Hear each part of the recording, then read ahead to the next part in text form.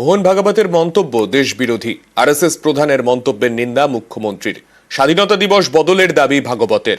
ইতিহাস বদলের চক্রান্তের অভিযোগ মমতার। আমাদের দেশ স্বাধীন হয়েছিল 1947 সালের 15ই আগস্ট।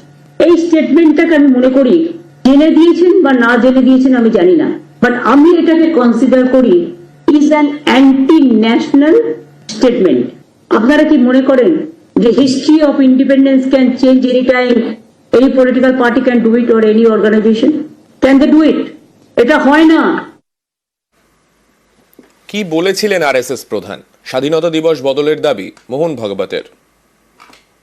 पौष शुक्ल द्वादशी का नया नामकरण हुआ, अब उसको प्रतिष्ठा द्वादशी कहना, क्योंकि अनेक शतकों से परचक्र झेलने वाले भारत के सच्चे स्वतंत्रता की प्रतिष्ठा उस दिन हो गई।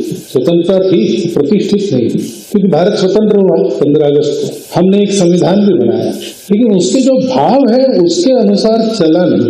हो गए हैं स्वप्न सबस आकार, कैसे मान ले?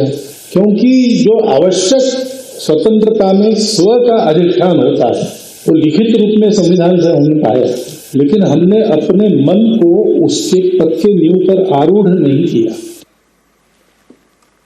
প্রত্যেক ভারতবাসীকে অপমান করেছেন ভাগবত। আরএসএস প্রধানকে আক্রমণ রাহুল গান্ধীর।